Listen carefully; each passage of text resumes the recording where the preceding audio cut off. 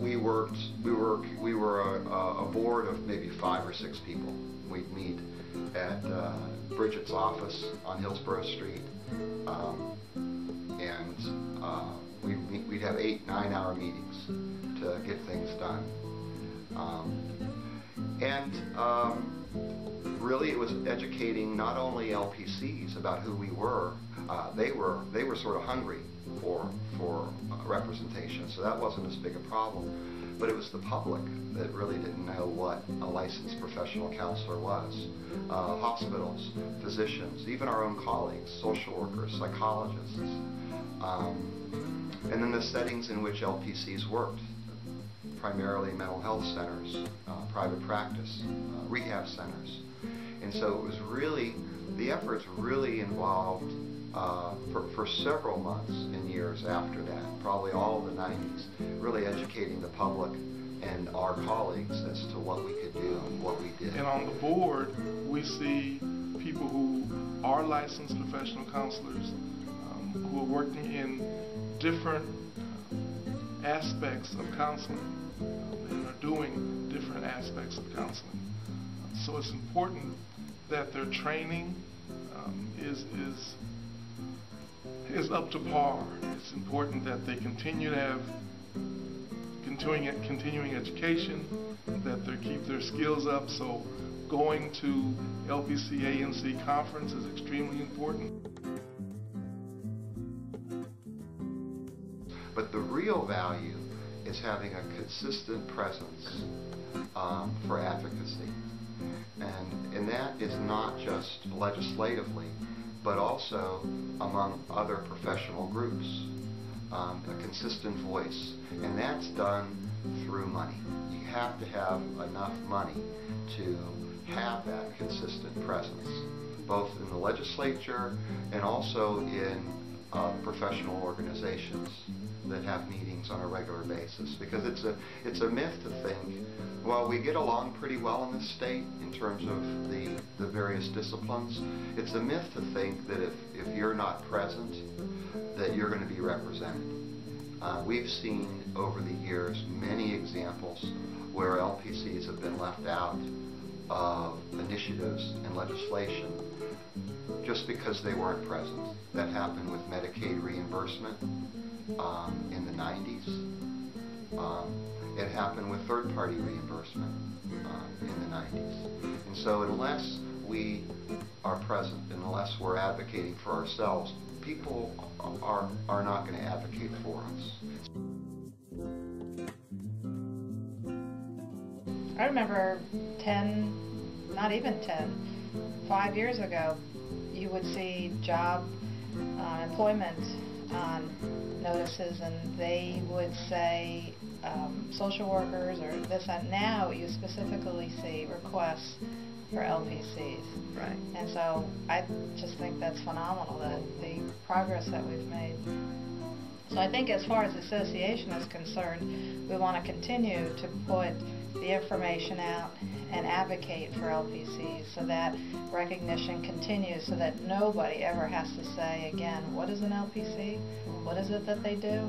So that people automatically can say, yeah, this is what we know that they do. Right. And to continue to, one of the things the association has done is work very, very closely hand in hand with the board to look at the licensure board for LPCs, is what kind of progress or revisions or revamping that we need to do to keep in step with national standards, as well as improving the requirements for LPCs within North Carolina. So we'll be continuing to do that.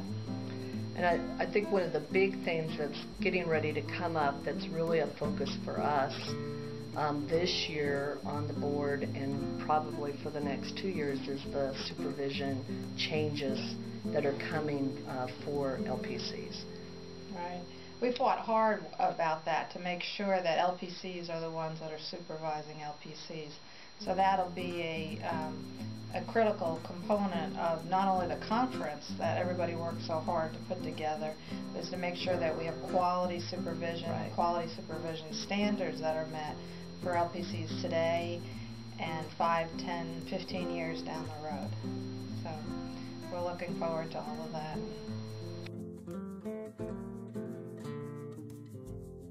One of the many great things LPCANC has done is the inclusion of LPCs with all the private insurance panels in the state.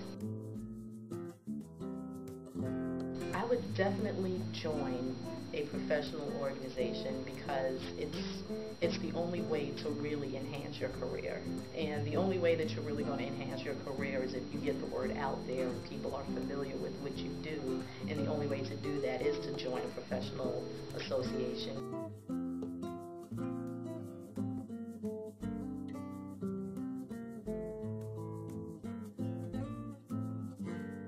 The North Carolina Board of Licensed Professional Counselors is the regulatory agency that is mandated via the state. So we actually have legislation, we have rules and regulations that mandate how we proceed. So when we are requiring people to meet certain requirements to be licensed and to send in certain forms and to take certain tests to show themselves approved, we help to safeguard the public as we license and regulate those people that are being able to be with the public. And the association will be made up of those people that have come through the regulatory body, the board. So we see that as in tandem, that we're all one, that this is how we come in to being a licensed professional counselor, and this is what we do after we are licensed professional counselors in terms of advocating for us, but also monitoring our behavior, monitoring our ability to continue to do the quality service that we should provide as counselors. So I think that the board and the association work hand in hand to, one, bring people into the profession, and two, help those that are in the profession maintain their level of skill, increase their level of skill, and provide a quality service to our public. So I attended this past year's conference, and I found it to be such a mixture of different types of people and different topics that I was learning new things in every single workshop that I went to. We learned about things from grief to sexuality to racism to religion. It was so many different things that I didn't feel were something that wouldn't benefit me later, because when you work with so many different people, you never know what you're getting into. So the more that you know and the broader your scope is as far as what you get into at these conferences, it always benefits. Yeah, that's definitely the cost for getting 20 CEUs is definitely a perk, because I have seen places where I would get 6 CEUs for the same price as 20, and I wouldn't even get that much information. That's just 6 CEUs on one topic. So getting 20 CEUs for that price on about 15 different topics, I think is just phenomenal.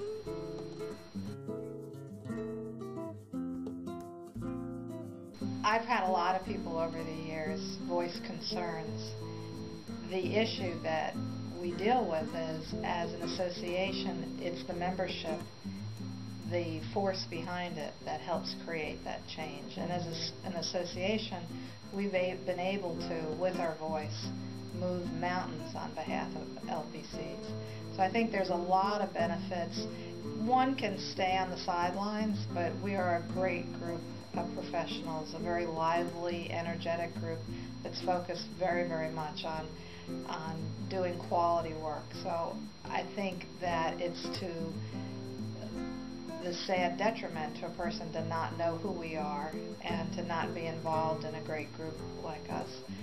So the changes that we've been able to do, like Deanna said, benefit everybody. But in essence, when you're a member, you can claim to be part of that change process.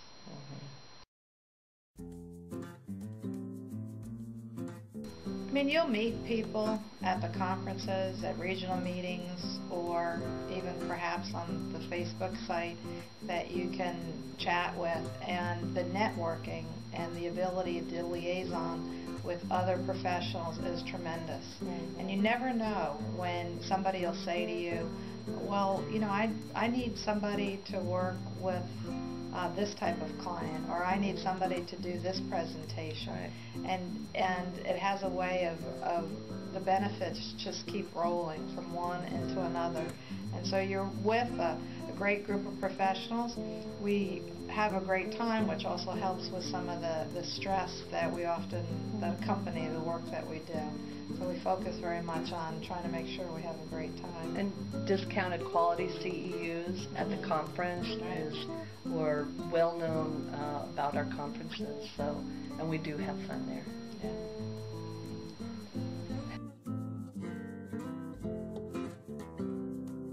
Be part of an association that represents your interests and can help foster your career and help educate the public to what we do and how we practice. For the people who have yet to join, I would just say a couple of things. One, that I hope that they understand through this video all of the things that they stand to gain. And I would say that it's not whether or not you can afford to join, it's that you can't afford not to. Everybody benefits from membership. So whether you're a member or not, you get to reap the fruits of our labor and all the effort that we put into developing our profession, to educating our profession, to advocating for our profession. But we also want you to feel like you contribute and that you have a professional voice in our mission and our activities. So please join us. We want you. As we are seeing people who are applying for licensure, who are wanting to be LPCs, LPCAs, who are going through the process, LPCS, while we can't formally encourage, we do encourage them to be a part of their association, and that the association advocates for them whether they join or not. But the association could be even better of an advocate for them if their membership was larger, therefore there was more funds that the association would have to work on behalf of all LPCs in the state, not just those that are members of the association. And the association does an excellent job in providing work through legislation, in advocating for people who are in our profession, that if you're not a member, you should be. It should be part of your responsibility to be a licensed professional counselor, to be a member of the association. It's that important. We need you, and I feel that you need the association, and together we can make great strides, but divided we can't do nearly as much as we need to do. So I'm asking that those of you who are not members of the association join.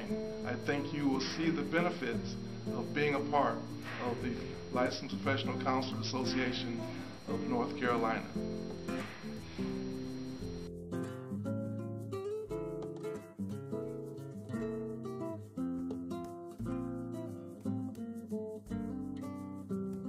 My experience so far as an LPCA has been a great learning experience. I've been able to be surrounded by great supervisors that has provided me really great opportunities that I know I wouldn't be able to get without being an LPCA.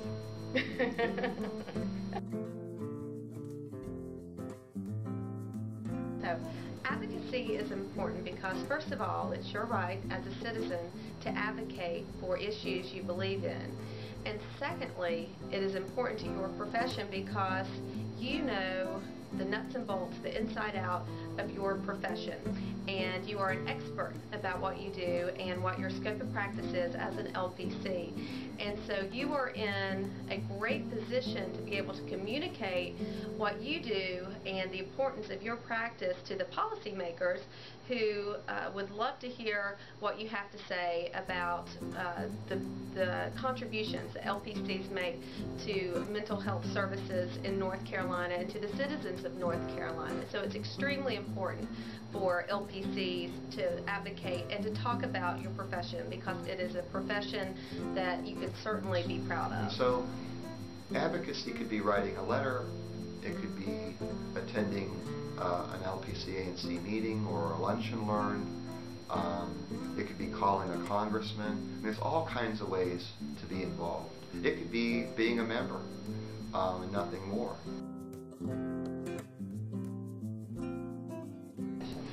LPCs can effectively advocate for their profession in a number of ways. First, I think it's very important for LPCs to be informed. One of the ways that LPCs can be informed about what is going on in mental health in North Carolina and also in their profession is to tune into the LPCANC.org website. It's also important to make sure you're up to date on bulletins and news from the various departments in North Carolina that cover mental health services in North Carolina. It's also important to get to know your representatives and your state senators because those are the individuals that make the policies. So make sure you find out who your legislators are. You can do that by going to the North Carolina General Assembly website and then make it a habit of communicating with that legislator when there is something that is important that comes up that impacts your profession. So there are a number of ways, but just always remember that your voice is an important voice, and oftentimes legislation can hinge on the voice of one individual. It can make a difference. We're both big believers in kind of the legislative advocacy piece that we do. And if you think about what our byline is, and our byline is LPCANC is the only association that works exclusively for LPCs in North Carolina, right?